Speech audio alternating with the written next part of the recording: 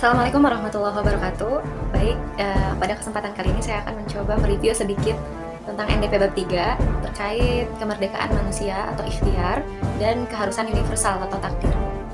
Sebagaimana kita tahu bahwa manusia merupakan makhluk yang dianugerahi akal. Manusia merupakan puncak ciptaan Tuhan karena potensi-potensi yang dimilikinya berbeda dan melebihi makhluk-makhluk lainnya. Manusia dianugerahi sebuah kemerdekaan berupa usaha-usaha kreatif yang harus ia pertanggungjawabkan, yang dinamakan ikhtiar.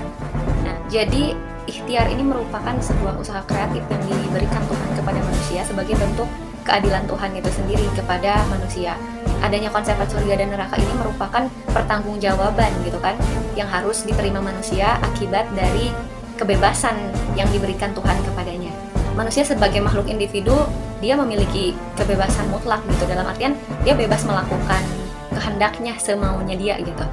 Sebagai makhluk sosial, manusia kemerdekaannya itu terikat ruang dan waktu, artinya sekalipun ia bebas melakukan apa saja, tetapi secara sosial kehendak manusia itu, kemerdekaan manusia itu juga terbatas karena adanya hukum-hukum yang tidak sesuai dengan apa yang diinginkan oleh manusia tersebut. Nah, adanya hukum-hukum yang tidak sesuai dengan kehendak manusia ini, yang di luar jangkauan manusia ini menyebabkan adanya keharusan universal gitu kan, atau kepastian umum, atau juga kita bisa sebut sebagai takdir.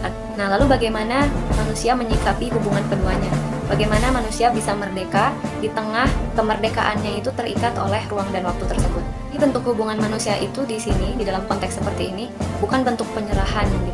Dalam artian manusia tidak berikhtiar dan langsung menyerahkan dirinya begitu saja gitu, tetapi di dalam konteks seperti ini manusia juga harus tetap bisa berikhtiar gitu untuk menyuarakan sesuatu yang merupakan suara hatinya itu gitu.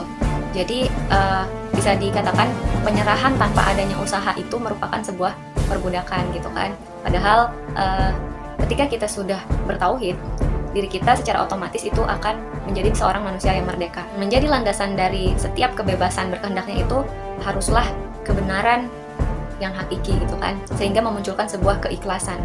Dia harus melakukan kehendaknya itu sesuai dengan nilai-nilai kebaikan, standar-standar kebenaran yang telah dia ketahui, sehingga dia menjadi pribadi yang bertanggung jawab. Poin utama yang bisa kita petik dalam NDP bab 3 ini, bahwa ketika manusia percaya pada takdir, di tengah kebebasan berkehendak itu, manusia menjadi makhluk yang memiliki keseimbangan jiwa.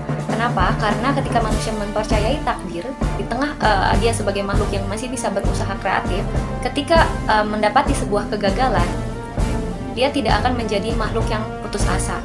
Karena dia yakin dengan kehendak bebasnya, dengan usaha-usaha kreatifnya, dia masih tetap bisa berusaha gitu kan. Di sisi lain itu juga manusia ketika dia percaya kepada takdir, ketika dia sebagai makhluk yang merdeka dan berkehendak bebas itu mendapatkan sebuah kemujuran di dalam setiap usahanya, dia tidak akan menjadi pribadi yang berbangga diri karena kemujuran itu.